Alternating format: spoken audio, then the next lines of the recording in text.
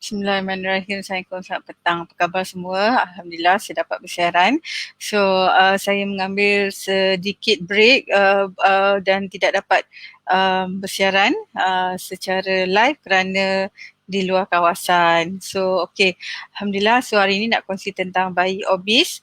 So, kadang-kadang kalau kita tengok bayi obes ni, kita suka nak pegang dia sebab dia cabi kan. Bayi cabi, montel kan, orang cakap sihat, semangat, semualah ni. Okey, tapi kita nak tahu juga kesan jika bayi itu obes. So saya nak kongsi satu artikel macam biasa dan nanti kita ulas lagi. So ini semua berguna untuk kita orang kata mencari maklumat lah. Okey, so kenaikan berat badan punca bayi gemuk dalam kandungan. Okey, so sebelum tu saya nak tengok okey tak setting saya. Okey. Alright. So kalau kita tengok dekat sini, okey, so dia lah kalau saya share ni memang banyaklah dia punya apa tu? Gangguan dia, artikel semua. Okey. So, kenaikan berat badan punca bayi gemuk dalam kandungan. Jadi pakar kongsi cara mengatasinya. So kalau kita tengok bayi macam ni kita geram kan sebab dia macam bayi sihat lah, bayi montel. Okay, tapi cuba kita tengok apa yang pakar pandangan mereka. So akibat kerap terasa lapar semasa hamil, ramai ibu yang makan dalam kuantiti yang banyak dan ambil makanan yang tidak sihat seperti makanan segera. Tanpa sedar anda sebenarnya telah terlebih kalori dan mungkin memberi kesan kepada bayi dalam kandungan. Sebab selalu orang cakap bila hamil tu makan untuk 2 orang. Tapi sebenarnya salah. Okay? Right. So tengok ya bayi ni. Bayi comel lah. Okay. Kadang geram juga kan. So doktor kata wanita hamil perlu mengawal pengambilan makanan dan mengamalkan pemakanan yang seimbang dan sihat. Pengambilan hanya satu hidangan minuman coklat berais setiap pagi tanpa penambahan minuman manis dalam hidangan berikutnya sepanjang hari tidak akan menjadi penyebab utama kandungan bersaiz besar atau mikrosomia. So menurut Dr. Maizatul Simin, pakar perbidanan dan sakit puan, bayi normal di kalangan penduduk Malaysia mempunyai berat badan dalam lingkungan 3 ke 3.5 kilo. Bayi mikrosomik pula ditakrifkan sebagai berat lahir melebihi 4 kilo. Tu besar dan berat. Okay. Right. So 4 kilo ya bayi tu. So ini adalah pandangan dari pakar perubatan. So lazimnya apabila ukuran pertumbuhan bayi yang diperolehi daripada ultrasound bersiri diplotkan pada graf pertumbuhan janin, kadar pertumbuhan bayi mikrosomik melebihi kadar pertumbuhan yang sepatutnya untuk umur kandungan tersebut. Okay. So antara faktor yang telah dikenal pasti berkait rapat dengan bayi mikrosomik ataupun bayi obes dari dalam kandungan lagi. Okay. So kehamilan melebihi tarikh jangkaan bersalin, mengidap kencing manis ketika hamil, kenaikan indeks jisim badan prakehamilan yang tinggi. Okay, maksudnya sebelum hamil lagi ibu tu dah obes. Okay. Kenaikan berat badan berlebihan ketika hamil, faktor genetik, jantina bayi, kaum, etnik juga mempengaruhi risiko bayi mikrosomik yang lebih tinggi berbanding wanita kulit putih Afrika, Amerika atau Asia. So faktor genetik seperti ketinggian ibu dan berat badan turut memainkan peranan dalam menentukan berat bayi ketika lahir. Mengidap diabetes ketika hamil adalah satu faktor yang banyak dikaitkan dengan bayi mikrosomik. Okay, so untuk wanita yang mendapat diabetik semasa hamil, jadi dia lagi berisiko memiliki bayi yang besar, okay, bayi yang besar ataupun bayi yang obes. Okay, so siapa yang macam ni kan, dia suka makan dan makan banyak sewaktu hamil. Ya, kita memang cepat lapar, okay, tapi setelah saya baca banyak, sebenarnya kita kena pastikan pengambilan makanan yang berkhasiat saja. So boleh makan banyak, lebihkan protein dan sebagainya. Okay, so ada benda-benda yang perlu dielak adalah kandungan terlebih gula lah untuk setiap makanan yang kita makan tu, so kena jaga yang itu. Right. So bagi wanita yang hamil yang berisiko tinggi dan mempunyai metabolisme badan yang tidak berupaya untuk menangani perubahan hormon HPL ketika hamil, keputusan tidak normal akan ditunjukkan dalam Modified Glucose Tolerance Test. Okay. So berikut adalah golongan berisiko mengidap diabetes ketika hamil. Sekiranya berisiko, puan perlu menjalani ujian saringan NGTT. So mengidap GTM semasa kandungan terdahulu, obesity, okay, BMI lebih 30, umur lebih 35, kehadiran glikosuria, glukos dalam air kencing, berat bayi terdahulu melebihi 4 kilo. Okay, so walaupun bayi ni comel, okay, tapi kita sangat bimbang. Okay, right. Tip mengelakkan bayi besar. Ni tip mengelakkan bayi besar. Jadi untuk wanita hamil, pengambilan makanan seimbang mengikut pola piramid makanan pinggan sihat Malaysia, suku-suku separuh. So apa suku-suku separuh ni? Suku apa tu? Suku karbon, suku sayur dan separuh protein. So berjumpa dengan pakar dietetik untuk mengira kadar kalori yang diperlukan ketika hamil sekiranya mendapatkan nasihat mengenai pemakanan seimbang. Digalakkan melakukan aktiviti senaman ringan. Okay, menjalani ujian saringan diabetes jika tergolong dalam kumpulan risiko tinggi. So memang kita tak nafikan ya, banyak bahayanya bila memiliki bayi obes sejak dalam kandungan. Okay, satu adalah bayi besar, jadi mungkin berlaku kesukaran untuk melahirkan. Kedua adalah bayi besar, kemungkinan kita juga akan terpaksa bersalin melalui kaedah pembedahan. Okay, so itulah dia bayi besar, okay, bayi obes. So ini adalah artikel yang saya kongsi. So okay, right. So saya stop sharing sekejap. Saya cuba tengok saya ada artikel lain tak untuk saya kongsi, untuk saya support. Sekejap ya. Sekejap.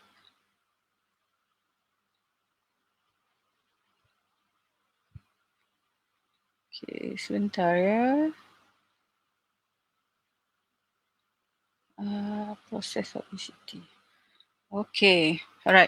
So kat sini ada satu lagi artikel saya kongsi. Proses obesity bermula dari rahim ibu. Maksudnya jika bayi itu besar, maksudnya dia dah mula nampak ya, orang kata potensi untuk dia besar, bayi besar daripada biasa. Maksudnya mungkin 4 kilo tu adalah bermula daripada dalam rahim ibu. Okay, so kajian menunjukkan bahawa proses obesity seseorang itu bermula sejak dari dalam rahim ibu. So jadi nak kongsi memang ibulah orang kata semasa hamil perlu pastikan pola makanan yang berkhasiat. Okay, right, sebab kadang-kadang kita nak cepat atau nak ringkas, kita makan sebab kita rasa lapar, jadi kita nak makan supaya hilang rasa lapar. Tapi pada waktu itu kita tak sedar kita mungkin mengambil lebih karbohidrat ringkas ataupun lebih gula. Okay, alright. So saya tengok kalau obesity dalam kalangan kanak-kanak boleh berpunca daripada pelbagai faktor.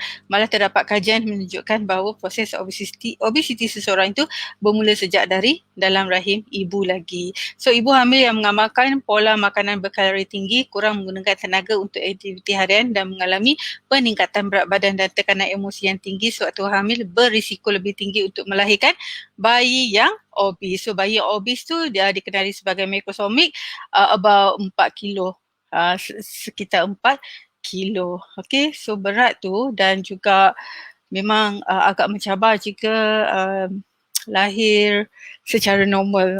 So kemungkinan perlu melalui pembedahan. Okay, right.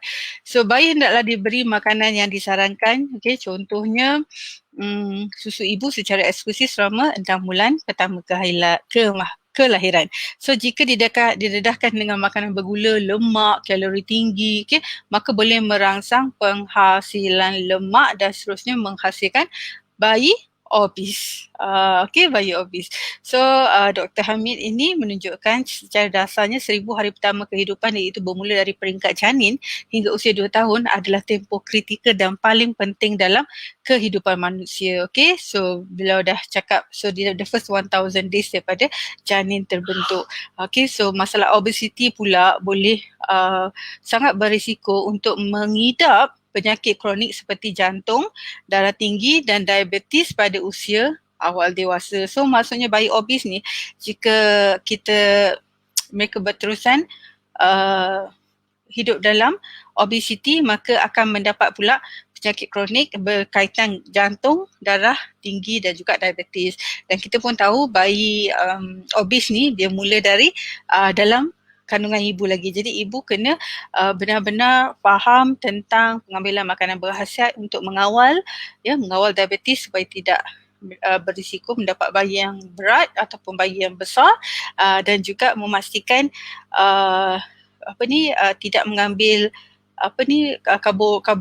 kabur ringkas dan sebagainya yang boleh menyebabkan obese. Okay, so a lot of things to learn jugalah as a parents. Okay, right. So kemudian Ketua Pengajian Makanan dan Dietetik, Dr. Nur Azmi mengatakan kanak-kanak terdedah kepada makanan berlemak, berminyak dan bergula, yang lazimnya murah dan mudah didapati di mana sahaja. So makanan ringan dan makanan segera bukan sahaja digemari oleh kanak-kanak, bahkan golongan dewasa, sedangkan makanan itu boleh menjejaskan kesihatan. So kena tengok yang itu. Alright. Yang lain tu tak ada apa sangat, so boleh buat bacaan. So saya nak kongsi juga. So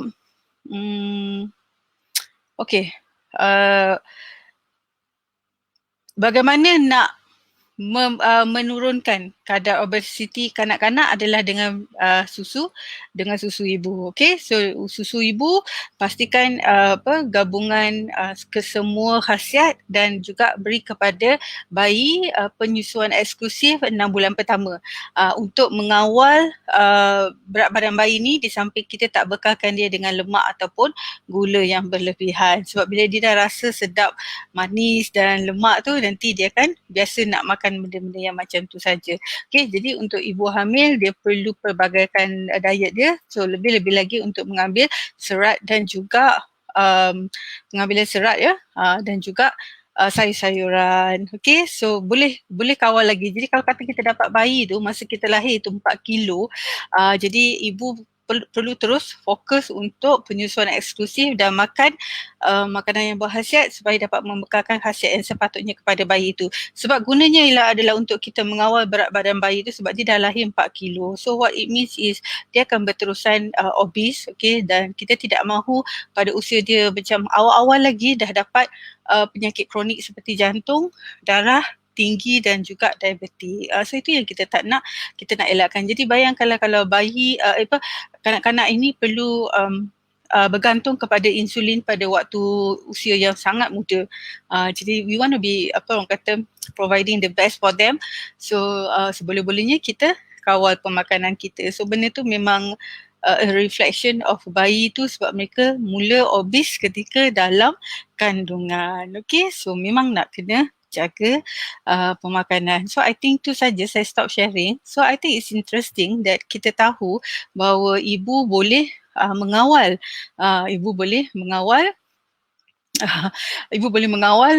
pemakanan. Jadi jangan makan banyak sangat lemak, banyak sangat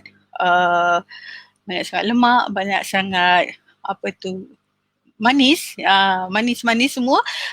So banyak sangat karbo ringkas, which memang benda tu adalah diet seharian kita yang akhirnya menyebabkan kita mendapat diabetik, dan bila kita hamil kita diabetik, kemungkinan bayi kita besar.